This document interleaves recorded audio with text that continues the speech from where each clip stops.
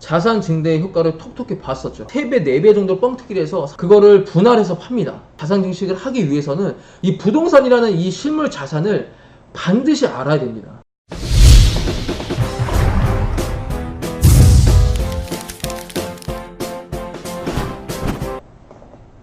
네, 안녕하세요. 윤술입니다.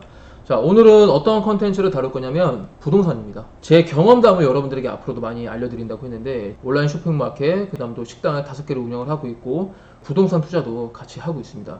지금까지 수차례 부동산 투자를 하면서 노하우를 공개해 보도록 하겠습니다.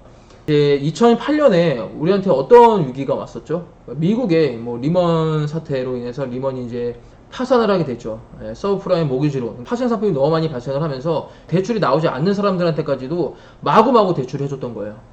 그러면서 버블이 생겼고 버블이 꺼지면서 미국 경기가 굉장히 안 좋아졌죠. 한 10년 동안 미국은 약 한 6천조 이상 정도의 돈을 풀면서 다시 경제를 활성화시키기 위해서 많은 노력을 했습니다. 물론 그런 돈들이 미국 안에서만 회전이 됐다고 하면 굉장히 인플레이션이 크게 왔었겠죠. 그러니까 큰 인플레이션은 이제 하이퍼 인플레이션이라고 하는데 물가가 굉장히 많이 크게 상승하는 불안정한 인플레이션 시장이 열리게 되는 거죠. 그래서 미국이 어떻게 했냐면 그런 돈들을 해외에다가 굉장히 많이 수출을 했어요. 그러니까 미국이 원래 달러가 기축통화잖아요. 그러니까 전 세계에서 통화로서 거래가 되는 수단입니다. 그러니까 옛날에는 금이 원래 그랬었는데 이제 금이 너무 무겁고 휴대성이나 이런 것들이 너무 불편하기 때문에 미국이 전략적으로 자기 달러를 기축통화로 만들었죠. 어쨌든 저는 이제 2008년도부터 경기가 매우 안 좋았었기 때문에 대한민국 부동산 경기도 한동안 꺼졌습니다. 그러니까 2008년도까지는 우리나라 아파트 값이 2배, 3배씩 쭉쭉쭉 올랐었어요. 사실 강남 아파트가 4억짜리 됐던 게 12, 3억까지 올라갔었으니까 그때 한 4, 5년 기간 동안에. 근데 그때는 미국도 버블이 있었어요. 자산, 그러니까 부동산 실물 자산들의 가치가 굉장히 많이 올라가는 때였습니다. 그때 노무현 대통령이 부동산 경기를 너무 많이 폭등시켰다 이런 얘기들을 많이 하시는데, 그러니까 대외적으로 부동산 경기가 굉장히 많이 그때 올라가긴 했었어요. 그런 이유 때문에 대한민국도 그때 부동산을 갖고 계신 분들은 자산 증대 효과를 톡톡히 봤었죠. 근데 2008년 서브프라임 모기지론이 터지면서 약 한 5년간 동안 우리나라에서도 부동산 경기가 굉장히 안 좋았습니다. 그러니까 아파트 값이 그때 한 10%, 20% 정도는 약간 꺾이는 추세가 있었어요. 근데 우리나라가 그때 박근혜 대통령 시기였는데 돈을 풀어서라도 어쨌든 경기를 부양하자라는 게 이제 그때 이제 정부의 정책이었어요. 금리를 굉장히 많이 내렸어요. 그러니까 2.5%, 2.75%에서 1.25% 이런 식으로 금리를 많이 내렸습니다. 그때 경제부총리가 이제 최경환 경제부총리였는데 그 최경환 경제부총리가 했던 말이 있죠. 그러니까 빚내서 집 사라. 그러니까 그때 사실 다른 사람들은 부동산 다시 버블이 꺼질 거다, 일본처럼 잃어버린 20년이 올 거다, 이런 식으로 하면서 우리나라 그때 부동산 가치가 굉장히 많이 올랐다라고 평가하신 분들은 집을 안 샀어요. 그런데 이제 일본이 부동산 버블이 꺼진 이유를 아시게 된다면 우리나라는 지금 부동산 버블이 있다고 볼 수가 없습니다. 물론 지금 최근에도 많이 오르긴 했지만 2015년 때까지만 해도 그건 버블이 아니었어요. 저는 이제 부동산 투자를 하기 전에 대외적인 경기 사이클이나 미국의 부동산 버블이라던가 일본이 왜 잃어버린 20년이 왔는지, 부동산 버블이 왜 왔는지 이런 부분에 대해서 공부를 하다 보니까 우리나라는 아직은 부동산 버블 터지기에는 아직 좀 이르다라는 생각이 좀 들었습니다. 물론 제가 투자했던 상품은 아파트는 아니었지만 토지에 투자를 하고 싶었어요. 그러니까 아파트 같은 경우에는 많이 올라봐야 2배, 3배 정도라고 생각을 했고 정말 극심하게 많이 오르는 상황에서는 강남 같은 경우에도 5년, 10년 만에 4배, 5배까지도 오른 경험이 있었으니까.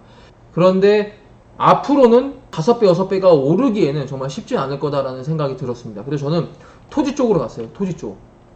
토지 투자를 갔습니다. 어디로 갔냐면은 역세권 토지 투자를 알아보게 됐어요. 그러니까 그것도 어떻게 보면 저한테 주변 사람에 대한 정보에 의해서 저도 처음으로 접했던 부분인데 역세권 토지 투자가 2배, 3배, 10배까지도 간다라는 얘기를 들어서 사실 10배까지는 생각도 안 했지만 2배, 3배만 가도 좋겠다는 생각에서 투자를 한번 해보기로 했습니다. 근데 어떤 식으로 투자를 했냐면 서해선 복선 전철이라고 해가지고 충남 홍성에서 경기도 화성 송산까지 복선 전철로 고속철이었어요. 고속철이 들어온다는 소식에 정보를 한번 알아봤습니다. 근데 여러분들 토지 투자하실 때 제가 알아보니까 어떤 분들은 땅에 가보지도 않고 뭐 계약금을 넣는다거나 뭐 매입하시는 분들도 종종 있다고 해요. 그러니까 뉴스를 봤는데 그렇게 구매를 하셔가지고 사기를 당하시는 분들이 계시더라고요. 그러니까 그렇게 하시면 절대 안 됩니다. 정말 위험한 투자 방식이시고, 토지 투자를 하시게 된다고 하면은 임장을 꼭 하셔야 돼요. 그러니까 가셔가지고 풍수지리는 어떤지, 뭐 해는 어디서 뜨는지, 내 토지의 길은 어디로 나는지, 그리고 이 토지는 남향인지 북향인지 서향인지 동향인지. 토지는 남향이 제일 좋습니다. 남쪽을 바라보고 있는 토지가 제일 좋아요. 입구를 바라봤을 때 그런 거고, 어쨌든 이제 임장을 꼭 반드시 하셔야 되는데 임장도 안 하시고 토지 투자를 하시는 분들 계세요. 저 같은 경우에는 그 토지에 한번 서봐요. 이렇게 터벅터벅 걸어가서 토지를 한번 서보고 그 토지의 주변에 뭐가 있는지, 혐오 시설이 있는지 없는지, 뭐 축사는 있는지, 송전탑이라던가 쓰레기 매립장이 있다던가 그런 것들이 있는지 체크를 한번 봐야 됩니다. 그래서 저는 정보를 일단 얻기로 했어요. 어떤 식으로 했냐면 인터넷으로 일단 서치를 많이 해봤습니다. 서해선, 복선, 전철, 역세권 토지 투자는 과연 어떤 식으로 성공할 수 있는지에 대해서 정보를 많이 알아봅니다. 자, 제가 사업을 운영하고 부동산 투자함에 있어서 가장 중요시하는 거 뭐냐? 역사 속에 답이 있다라는 생각을 합니다. 그러니까 제가 투자하는 상품보다 더 이른 시기에, 지금 2019년이지만 2010년이나 뭐 2000년대나 1990년대나 이때 역세권 개발 계획을 가지고 철도가 개통이 되고 나서 토지의 지가 상승이 어떤 식으로 올라갔는지, 그리고 내가 투자하려고 하는 그 상품의 그 토지의 역세권이 이게 과연 화물용으로만 역을 개발을 하는 것인지, 아니면은 여객용으로 사람을 수송하는 용도로 역세권 개발이 될 것인지, 이런 부분들을 아셔야 되는데, 기획부동산에 가서 그 사람들이 만들어 오는 지도, 그 다음 개발 계획 같은 것들 막 색칠해놔가지고 정말 그럴싸하게 만들어 놨어요. 긴급 입수했다, 남들이 알 수 없는 뭐 찌라시를 통해서 알아냈다, 그러면서 막 종이 지도를 막 몇 개를 막 탁탁탁 붙여가지고 그런 식으로 개발 계획들을 떡하니 보여줍니다. 그러니까 사람들이 혹시 혹하죠. 왜냐면은 평당 만약에 100만원 주고 사게 되면 이 땅이 뭐 1000만원이 된다, 역세권 개발 상업지가 되면 2000만원이 된다, 이런 소리를 해요. 혹합니다. 왜냐면 100만원을 투자를 하게 되면 내 돈이 2000만원이 되는 거고, 1억을 투자하게 되면은 20억이 되는 거니까 이거 눈 돌아가죠. 그래서 투자를 하시게 되는데, 사실 역세권 토지 투자는 보통 이제 정부에서 하기보다는 민간 사업에서 민자 사업으로 시작을 해요. 근데 내 토지를 누군가 그냥 100만원 주고 산 거를 떡하니 사가겠습니까? 안 사가요. 예, 바로는 안 사가고, 이게 간보유료라는 것도 있는데, 이 간보유료라는 얘기는 하지도 않습니다. 간보가 뭐냐면은 토지 경지 정리 해줘요. 그러니까 땅을 예쁘게 포장해 주는 거죠. 자, 요즘에 뭐 택지 개발이나 이런 데를 보게 되면은 진짜 아무것도 없던 논두렁 밭에서 수도, 전기, 도시가스 이런 것들을 깔아주잖아요. 그러니까 그런 것들을 하면서 돈을 지불받는 게 아니라 토지를 가져갑니다. 땅에서 30에서 50% 정도를 차감을 해간다는 거죠. 그러니까 내가 만약에 100평을 샀다고 하면 100평을 다 보상을 받을 수 있는 게 아니라 약 한 70평에서 50평 정도만 보상을 받을 수 있다는 거죠. 그러니까 이런 부분도 아셔야 되는데 전혀 모르고 투자를 하시는 분들이 굉장히 많습니다. 게다가 이 역세권 토지 투자 같은 경우에는 보통의 도시지역 옆에보다는 다 주변이 논이에요. 논산밭, 전입니다. 그래서 보통 거기는 정부에서 지정을 해놨어요. 여기는 농업만 해야 되는 땅이다. 그러니까 그 역이 들어오는 위치의 땅들은 다 농사밖에 지을 수 없는 땅입니다. 그래서 매매를 하게 되더라도 농취증이라는 게 필요해요. 계약금을 넣었는데 농취증이 또 안 나오는 경우도 있어요. 그러니까 이럴 때는 계약금도 손해보는 상황이 발생할 수도 있습니다. 그러니까 내가 농취증이 나올 수 있는 조건이 되는지 없는지도 보셔야 되고, 그리고 또 하나, 강남에 가면은 그 설릉이나 이쪽 가면은 이제 부동산들이 굉장히 많아요. 네이버에서 검색을 하시더라도 뭐 역세권 토지 투자 뭐 이런 검색하시다 보면은 정보를 굉장히 적나라하고 정보성 있게 올려놓습니다.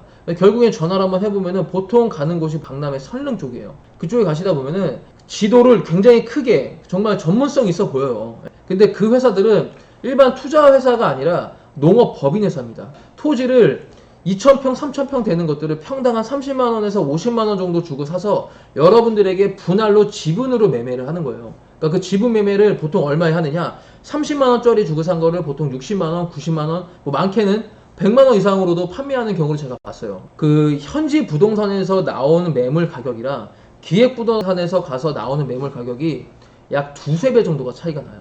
그러니까 현지에서 가서 매수를 하게 되면 한 100만원 정도면 살 수 있는 땅이 150만원, 200만원까지 가는 경우가 있고, 현지에서 50만원 주고 살 수도 있는 땅이 뭐 100만원, 150만원, 뭐 30만원 주고 살 수 있는 게 뭐 50만원, 100만원, 150만원까지도 가는 경우를 제가 봤습니다. 그러니 제가 알고 있는데 거기서 살 수 있을까요? 못 사죠. 근데 보통 분들이 왜 거기서 매수를 하게 되냐면은 자본금이 부족해요. 단필지로 살 수 있는 평수가 너무 커요. 그러니까 농업만 하라고 나라에서 지정을 해줬던 땅이기 때문에 보통 아무리 적어도 400평, 500평이고 평균만 1500평, 2000평씩 됩니다. 그러니까 평당 50만원만 해도 2000평이면 얼마예요? 10억이죠, 10억. 그러니까 10억이라는 돈이 어디 있습니까? 이런 부분들을 역이용을 해서 농업법인 같은 경우에는 10억이 있습니다. 있어서 사요. 그래서 10억을 약 3배, 4배 정도 뻥튀기를 해서 그거를 분할해서 팝니다. 이런 식으로 사게 되면은 굉장히 비싸게 주고 사시게 되는 거예요. 그러니까 저 같은 경우에는 어떤 식으로 사냐면 화성 송산에서 충남 홍성까지 여기 여러 개가 있기는 한데 화성 송산, 그 다음 화성 시청, 화성 향남, 뭐 평택 안중, 인주, 합덕, 충남 도청역, 홍성역 뭐 이런 식으로 있어요. 거기서도 지가가 가장 높은 데가 어디겠습니까? 수도권이에요, 수도권. 그러니까 화성 송산 쪽부터 점점 내려오면서 지가가 조금씩 저렴해졌어요. 뭐 그 중에서 평택 쪽은 워낙에 핫했으니까 약간 지가가 있긴 했지만 아산 인주나 뭐 합덕이나 충남 도청역 이쪽 부분은 평당 뭐 30만원, 50만원 정도밖에 안 했으니까 그때 평택 그쪽 땅이 한 100만원 좀 넘었어요. 100만원, 150만원 정도 갔을 때 아산이나 합덕, 그 다음에 충남 도청역, 뭐 내포 신도시가 바로 옆에 있다고 해서 거기도 뭐 핫하긴 했는데 보통 한 30만원에서 50만원 정도만 샀습니다. 그것도 이제 역세권, 이제 역에서 한 500m 안, 300m 안쪽으로 거리가 되는 토지들이 그 정도 가격이었는데 평택이 150만원 정도 갔으면은 이 밑에 지역도 어쨌든 그게 이제 풍선 효과라고 해서 거기도 같이 지가는 올라가게 되어 있어요. 나중에 시간 싸움입니다. 시간의 문제이긴 하지만 분명히 여기 토지는 150만원, 200만원까지 갈 거다라는 예상을 했습니다. 그래서 뭐 과감하게 투자를 또 했고 지금까지 뭐 4년 동안 보유를 하고 있으나 지금 현재 토지가 실거래가로 평당 한 130만원 정도까지 갔다고 해요. 그러니까 그때 토지 당시가 한 55만원 정도 했었는데 지금은 한 130만원 정도? 그 정도 두 배, 한 2.2배 정도 이제 지가가 상승이 된 거죠. 그럼 평택에 있는 토지는 얼마나 됐을까? 물론 거기도 지가 상승됐을 겁니다. 그러니까 뭐 100만원짜리면 뭐 200만원짜리가 될 수도 있고 200이면 300만원짜리가 될 수도 있겠죠. 근데 제가 여기서 하나 생각한 건 무엇이냐면 만약에 역세권 개발이 동시에 됐을 때 어디서 먼저 시작할지 이거는 모르는 거예요. 물론 도시개발 계획이 있었습니다. 물론 제가 뭐 투기성으로 아무런 정보 없이 거기다가 큰 돈을 제가 투자한 건 아닙니다. 도시개발 계획이 있는지 없는지에 대한 정보도 확실하게 받고 개발 계획이 있다라는 것도 면적을 몇만 평을 할지에 대한 정보도 제가 입수를 한 상태에서 투자를 했기 때문에 뭐 시간만 지나면 당연히 지가가 상승될 거라고 생각을 하고 있었습니다. 당연히 지가는 상승을 했고요. 자, 역세권 같은 경우에는 여러분들이 지금 인터넷으로 검색해 보셔도 나와요. 보통 2천, 3천, 5천만 원까지도 합니다. 평당. 그런데 이것은 정말 초역세권이고 역세권 개발 계획이 거의 완성된 상태. 그때는 유동인구도 굉장히 많은 상태고 건물들도 많이 쭉쭉 올라가서 상권이 많이 활성화된 상태여야 3천만 원, 4천만 원까지 가는 거지. 내가 만약 역세권 개발 계획이 딱 잡혀서 용도 변경이 된다고 하면 그때 돼봐야 어차피 500만 원, 1000만 원도 안 가요. 그러면 만약에 토지를 내가 50만 원을 주고 100평을 산다고 하면 얼마죠? 5천만 원이죠. 근데 100만 원을 주고 100평을 사면 어떻게 되죠? 1억이죠. 그죠? 같은 100평을 샀는데 나는 5천만 원에 대한 비용으로 100평을 사게 되고 좀 더 위쪽, 그러니까 수도권으로 가까운 분들은 1억이라는 돈을 주고 100평을 사게 된 거예요. 근데 만약에 역세권 개발 계획이 딱 동시에 터졌을 때 역이랑 가까운 건 수도권이나 밑에 지방이나 역이랑 가까운 건 똑같습니다. 그러니까 지가 상승은 똑같다라는 거죠. 자, 만약 평당 500만 원이 간다고 쳤을 때 저는 50만 원으로 10배 수익을 내게 되는 것이고 수도권에 인접한 투자를 하신 분들 같은 경우에는 100만 원 샀으니까 5배 정도의 수익을 내게 되는 거죠. 그렇죠? 그러니까 저는 이런 부분을 노렸던 겁니다. 물론 수도권에 인접된 토지가 좀 더 안정성이 있다라고 볼 수도 있습니다. 그렇지만 역세권 개발 계획은 어쨌든 그 시청에서 그러니까 그 관할 지자체에서 지정을 하고 국토교통부랑 같이 논의를 하는 것이지 역세권 개발 계획이 있다라고 하면은 개발 계획은 되는 겁니다. 시간의 문제인 것이지 개발 계획이 잡혀 있다라고 하면은 무산되는 경우는 거의 없습니다. 단 무산되는 경우도 있을 수가 있어요. 그래서 이 투자는 어쨌든 리스크를 안고 갈 수밖에 없는 겁니다. 안정된 투자를 하게 될 것 같으면은 채권이나 예금 금리해서 적금이나 타시면 돼요. 근데 우리들은 물가 상승률에 비례해서 그러니까 예를 들어 1년 동안 3% 정도의 물가가 상승이 된다고 하면 내가 10,000원으로 살 수 있었던 게 내년에는 1,300원으로 올라간다는 것입니다.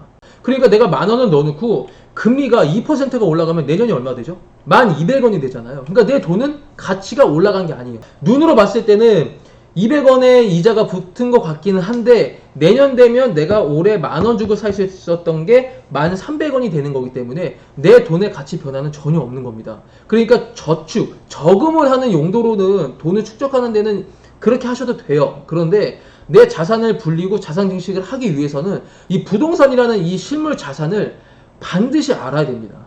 여러분들이 나중에 지금 이 영상을 보시는 20대가 됐든 30대가 됐든 보통 부동산은 30대, 40대부터 눈을 뜨기 시작이 되면서 접근을 하시게 되는데 토지를 매수를 하시더라도 제가 본 경험상 보통 10평 미만, 20평 미만으로 매수하시는 분들도 계세요. 근데 아까 전에 제가 말씀드렸다시피 간보율이라는 게 있다고 했잖아요. 만약에 10평을 사더라도 나중에는 내가 토지를 돌려받더라도 5평밖에 못 돌려받는 거예요. 5평 가지고 무슨 건물을 지을 수가 있습니까? 무슨 상가를 지을 수가 있습니까? 아무것도 쓸모가 없는 거예요. 그러니까 보통 지분으로 매수를 하시더라도 적어도 70평에서 100평 정도는 매수를 하셔야 간보율로 50%가 간보가 된다고 하더라도 30평, 50평 정도가 남아야 건축을 지을 수 있는 모양이 나온다는 거죠. 그러니까 이 정도는 기본적으로 상식을 갖고 투자를 하셔야 되는데 지분 매매, 내가 2천만 원, 3천만 원 갖고 있다고 해서 매수를 해요. 그렇게 작은 평수로 매수하신 토지들은 보통 매각하기가 굉장히 어렵습니다. 그리고 매매 중개사도 없어요. 내가 스스로 판매할 수 있어야 돼요. 만약 그 토지를 뭐 인터넷에 올린다고 해서 매수할 사람도 안 나타나고 현지 부동산 가서 이거 매매 좀 해주세요 라고 부탁해도 현지 부동산 가면은 콧방귀나 끼고 알아서 파세요. 아니면 팔아드리겠습니다 하고 연락도 안 옵니다. 그런 경우가 다반사예요. 그런 경우가. 그러니까 매수는 그렇게 하시는 게 아니라 보통 현지 부동산 가서 매수를 하시거나 아니면은 정말 간보율을 나중에 받더라도 토지의 가치를 이용할 수 있는 정도의 평수는 매수를 하셔야 여러분들이 나중에 손실을 보지 않고 토지를 매도할 수 있습니다. 자, 마지막으로 한 말씀 드리고 영상 마무리하도록 하겠습니다. 매수를 하고 어느 정도 기간을 숙성한 다음에 매도라는 행위를 하게 되잖아요. 채권이든 주식이든 부동산이든 내가 기준이 되면 안 됩니다. 내 다음 사람, 그러니까 내 상품을 다음 사람이 가치 있게 보느냐 안 보느냐 그게 가장 중요한 거지 내가 샀을 때 가치가 중요한 게 아닙니다. 자, 오늘 영상 여기서 마치도록 하겠습니다. 감사합니다.